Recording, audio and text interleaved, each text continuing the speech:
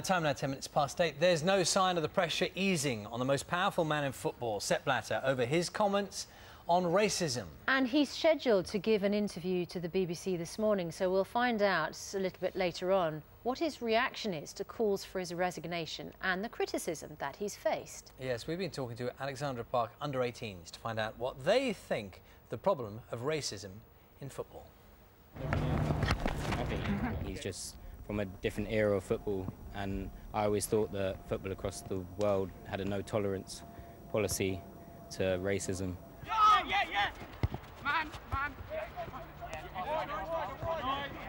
The guy's ahead of FIFA, so he knows what he's talking about. He's had a lot of experience. He's probably talked about it with like his peers and everyone else from FIFA. So he's obviously made the decision and has evidence to back it up. Yeah, fellas, number 4.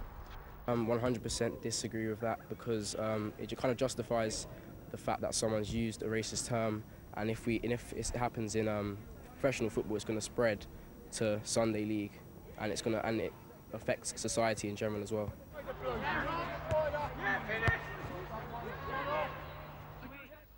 Well, with us now, Mark Bright, who's a former Premier League footballer, and David Davies, who's former Executive Director of the Football Association. Very good morning to you both.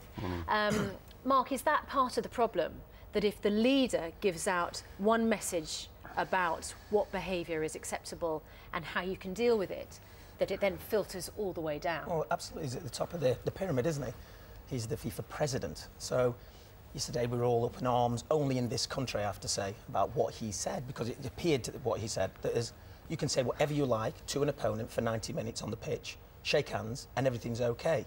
There's been some backtracking going on since then, obviously, and the PR machine's kicked in at FIFA, and they've sort of tried to reiterate that the president is all for kicking racism out of football, and what he said, he was misinterpreted by the British press.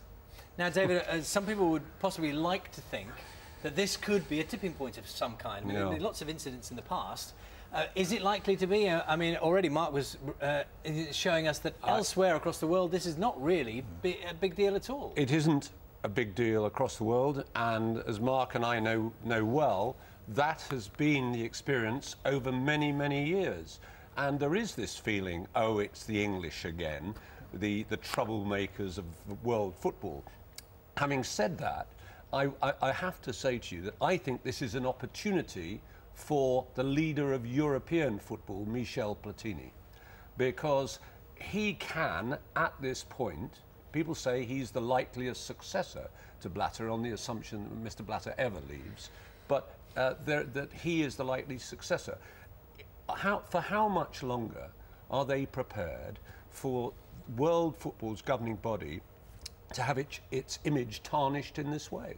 Because a lot of people, David, and you know the workings of these organisations very well, a lot of people's cynicism is that, frankly, no one says anything to Sepp Blatter, or no one wants to put their hand up and speak out because they're scared. They're scared that their job will go, they'll get, put in the corner and won't be given a role next time he's issuing the orders. And that's the reality of what actually happens, which is why nothing does change. I'm no longer any sort of apologist for the FA. I try to be a constructive critic.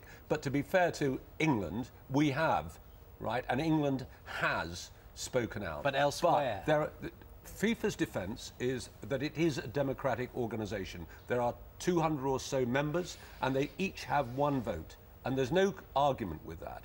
And the fact of the matter is, there are more smaller countries than bigger countries. And Mr. Blatter has looked after them very well. Mark, do you think, there is this accusation that England, in particular, has a bit of a grudge against Sepp Blatter, and that there's an agenda. Are you worried that the way that some of this discussion goes, it's taking the focus away from the comments about racism in football and onto Sepp Blatter and his position? Absolutely. I think most people in this country would like to see him removed from his position because, A, we thought we were going to get the World Cup and we didn't. And B, he's made so many gaffes in the past that this is one of a number of gaffes. But, he will be making phone calls and saying, do you know what, it's the English, it's the British, you know, they're sad they didn't get the World Cup. They just misinterpreted every time they do a documentary from Panorama, Times, right, all these things is corruption. You know, I'm dealing with things, don't worry about it. That'll be his stance. He will survive this because anywhere else in Europe or the world, nobody's writing about it. No one's sitting, talking like we are in this country about this man. And then there are the sponsors, of course, who say today their get-out clause is, well, we're the sponsor of the World Cup, not the sponsors of FIFA. Now, the fact is, to be fair to them, there are rumblings amongst some of them who may or may not renew their sponsorship of the World Cup. Mark, at issue here is the kind of comments that people have to deal with. People like you, and you've talked openly about the sort of abuse that you've received. But what shocked me about what you said was that you continue to receive that, simply because of the colour of your skin. On Twitter, I think social networking sites, if you say something on social network sites about a team, the fans jump to the defence. And they don't jump to the defence in an argument, you know, a debate.